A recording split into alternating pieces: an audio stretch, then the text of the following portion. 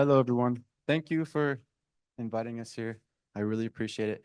Um, I understand that some of you remember this from last year. We had a toy box here. So I'm honored to be able to be here and speak to you and tell you a little bit about how we work and how I got started in this organization. So I'm Joey Childs. This is my sister, I'm Brooke. and she's the backbone of this organization. She keeps me sane and she makes sure that I don't overload myself because I tend to do that. Um, I can take it from here unless you want to stay up here. So she gets a little nervous. Uh, I started this in 2012. It was actually a school project in fourth grade, Mrs. Delgadillo. She was my teacher. So I got started doing this. I made some handmade flyers, used crayons, used some markers, and I went about my neighborhood and collected about 45 toys in my first year. And this has always been, over the past 12 years, my passion project. I'm passionate about helping people. I'm passionate about, whether in big ways or small ways, to be able to offer something that I can to help them. It's always been my passion project, and I see no end in sight. Our team is led by a group of young people. I'm 19 years old, if you didn't know that. Brooke just turned 17. Happy birthday, Brooke. And this entire organization over the past few years has been ran by her closest friends and my closest friends, along with the two of us. So we're ran by a bunch of kids. But what we do is one of my biggest focus is community. So inspiring individuals to grow and lead, to contribute to a greater cause. I don't have it all figured out. I'm only 19 years old, but I like to think I know some of it. And what I do, especially last year and this year, is we put together our closest friends that have different skill sets and different attributes that they can contribute to our team to contribute to this project. And it works. Last year, my best friend, Nick, he goes to UC Berkeley. Nick is very, very well spoken. He's very good at speaking to people. Nick helped us set up a lot of critical partnerships last year that helped us raise toys and distribute toys. My good friend Emma, very, very talented in graphic design and marketing. She ran our social media last year. So those are just two examples. Andre and Adam, my other two friends, they handled our logistics. They're both good at driving trucks. They picked up toys. I could name everybody on the list, but I'm just giving you some examples about how we put a team together of kids, and it works. What we do. So these are the three main focuses of this organization. My organization is our Christmas toy drive, our host a toy drive program, and empowering students. So our Christmas toy drive begins November 1st. We plan the entire year, but we start collecting toys November 1st. Those donations come in individually from Amazon, corporate sponsors, businesses. But most of our donations come in from our Host a Drive program. So at least in the past 3 or 4 years, I've decided to put a lot of focus in this organization as far as differentiation, being the middle ground between businesses, large and small, that want to host a drive or do some sort of charity project, and being that middle ground between them and the families that need the toys. So what that means is we make it as easy as possible. So we supply everything from toy collection boxes to marketing materials, to event planning support, to team building programs. We make it as easy as possible. It's an incentive for them, and it works. We raise lots of donations from it, and those donations go to the families that really do need them. And the last is empowering students. This one's a little vague, but we work with a lot of schools, elementary, middle, high schools, and we don't just go there and say, look, would you be interested in doing a toy drive with us? And we don't just deliver boxes and have them collect toys. What I like to do is I like to find the Student Government Association or a specific class or group of kids that want to take lead on this. And I give them the materials that they need. We give them the materials that they need. We encourage them to, talk about this to their fellow students, and we tell them who these toys are going to so that they can educate their friends and their fellow students. We help them set up newsletters. So in summary, we like to find a group of students or the student body to take lead on this. So we're inspiring kids by giving them the resources that they need and the inspiration to grow and contribute to a greater cause. How we generate donations. So as I mentioned, most of our donations come in from Bay Area organizations that host the toy drive. These are some notable companies that we're working with this year. LinkedIn, we just did a team building event with them. They built a bunch of bicycles. This year, we're working, as of today, 53 organizations. Thank you. And it's not meant to be a brag factor. I'm grateful for it. And I'm grateful that these companies recognize the work that we do and that they're interested in supporting us, again, to get these toys to the families that need them, because that's the only thing that matters. Drop-offs and Amazon wish list. So a lot of donations also come in from people dropping off toys at our warehouse. And also that little map right there that you might not be able to see are a lot of locations in the South Bay that have opted in to be a public drop-off site. So for me, another goal I've tried to put towards my organization is accessibility and the extent of our impact. So I've recognized that there's quite a few people that want to contribute, but it's not always accessible. So the Amazon wish list, you can donate from anywhere. And then drop-off sites across the Bay makes it accessible if you're not close to our warehouse. And lastly, a significant number of donations come in from corporate donations. So Hasbro this year delivered a truckload of toys, and it was about 18,000 toys total. And I was put in contact with them through GEM, Global Empowerment Mission. They're based in Florida. I don't know if anybody's heard of them, but I've met them. They're really, really great people. I've known them for a few years, but they put me in contact with Hasbro, and that was a godsend donation. So how we distribute toys? I'm sure this is a big question that comes up. So there's 3 ways we distribute toys. Most of the toys we distribute, probably about 60-70% of them, are distribution events that we host. So this year we're hosting 2 toy distribution events. They're drive-through style distribution. Families come in, we invite them, we spread the word, spreads through word of mouth, we market it. Families come in with their kids, they tell us beforehand how many kids they have, their ages, interests, gender, and we get them the toys. We fill their car. Deliveries to organizations. Another goal that I have, one of my biggest goals for this, is to grow the network of organizations that we deliver toys to. Because what I have found is that the most effective way to ensure that these toys get to the families is to connect with people that know these families, understand their needs, and understand their interests, and relay that to us so that we can fulfill that. So I need to grow this, and I'm working on it. And then partnering with other toy drives. So going back to GEM, GEM has a warehouse in Northern California, and we work with them. We worked with Family Giving Tree to do joint distribution events in areas of great need. More significant, especially areas that have been affected by wildfires. So that's another way we do that. Last year's statistics. So last year, with the help of my amazing sister, my closest friends and her closest friends, we raised about 12,000 toys. Those toys were distributed to around 3,000 families, and there was about 42 volunteers in total that helped contribute to this project.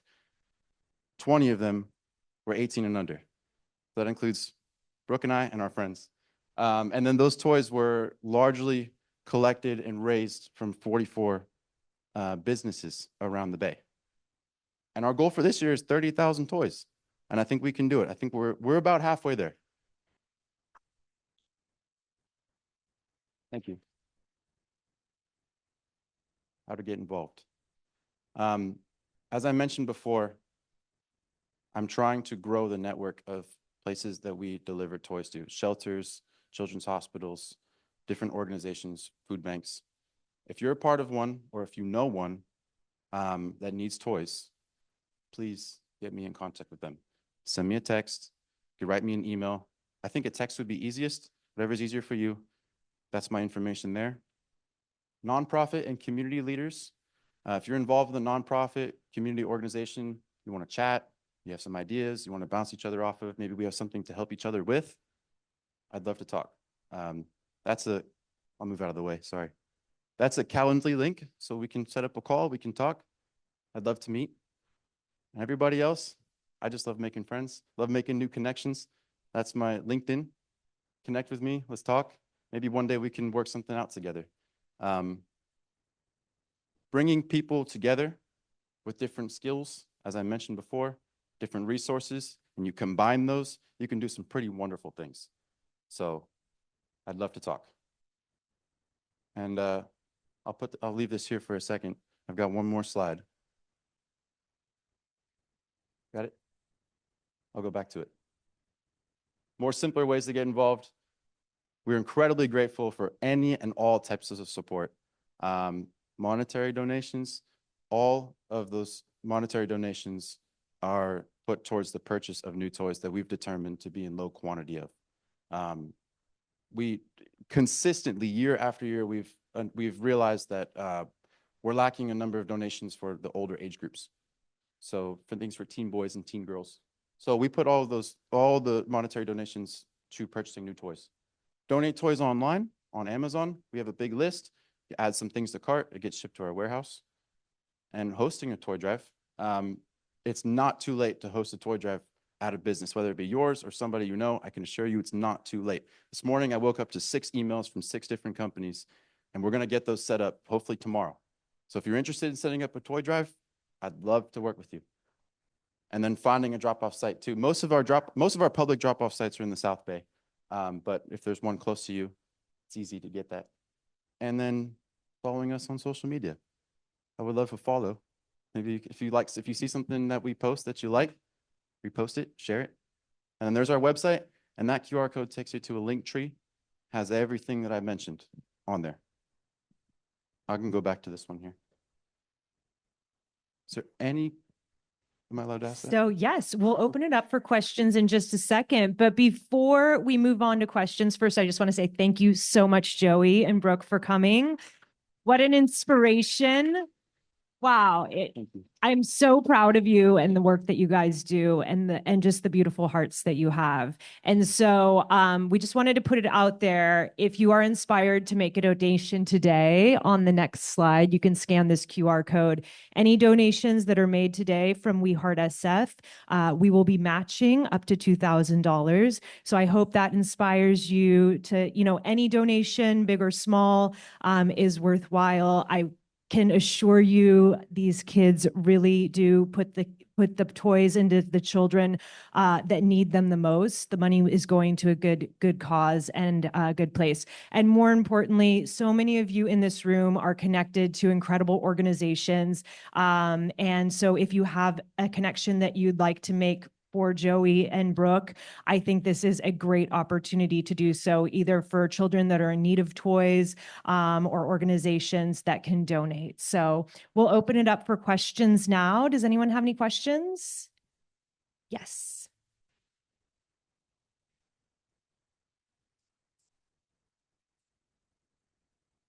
Great presentation, Joey. Thank you. I came in a little bit late, so you may have already covered this, but many companies, famous brand names like Nike will often dispose of unused merchandise.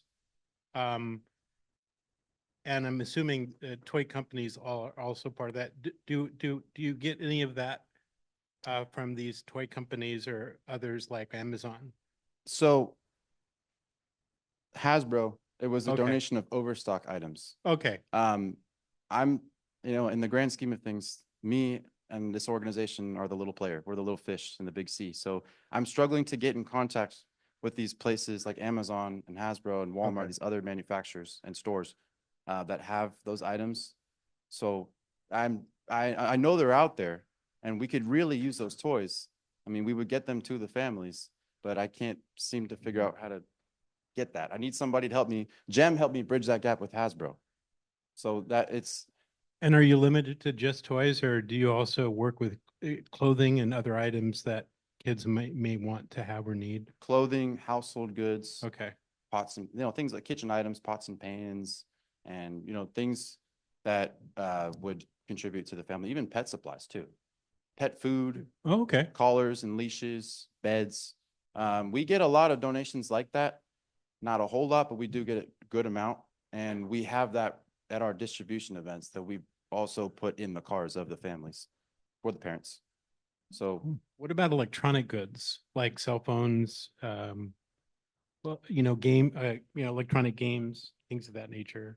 Most definitely electronic like products, maybe not as much cell phones, computers, or iPads, only because we don't receive a lot of donations of that sort. Okay. But a lot of Bluetooth speakers and things like that. But one thing I didn't mention is that all of our distribution events, we work with this company, Cellular Solutions, and they fulfill a government service from the Obama administration for free government phones if you're on government assistance. So a lot of families we work with are on some sort of government assistance. So we connect them at the time of the event to be able to get that. Yeah. There you go. Any other questions? Right here. Joey, wow, what leadership you possess at such an early Thank you. age. I mean, that's terrific. And I can't wait to hear what you're going to do with all the lessons that you learned through this in the years to come. I was just wondering, in terms of logistics, I know kids, different age groups, and then also gender-wise, they might want different kinds of toys. So how do you match up the right kind of toy to the different age groups and kinds of kids that come in through to want to get a gift? And are the gifts packaged so that they can't see what they're getting, or how does that all work? Good question. And thank you for the kind words there in the beginning. All of our donations are new unwrapped. So they're unwrapped. And we do this, to be able to sort and organize the toys. So before all of our events, we sort all of the toys by age group. We don't separate by gender because we recognize that, some kids may want something of different variety. So what we do at all of our events is we have a group of volunteers that welcome the families as they come in. And then we have a sheet, and on the sheet has the name, and it has the child, how old they are, and what are their interests, what are they looking for. So Tommy, he's 8 years old, and he's looking for some Nerf guns, or he's looking for some Monopoly board games, things of that sort. So we really, we go car to car, family to family, before we get them the toys to understand what they want, what they need. And we put it on the windshield. And then the other group of volunteers comes in, grabs the paper, goes to our inventory, brings it to the car. It's real simple, but it works. And it's more personalized because we can understand. I mean, you can't tell us that, oh, I have 2 kids and they're both 10 years old, boy and girl, and we're supposed to just know what they want. We want to make it as personal as possible, so we do that. Thank you for the question. Hi, I'm Sandy with Love Never Fails.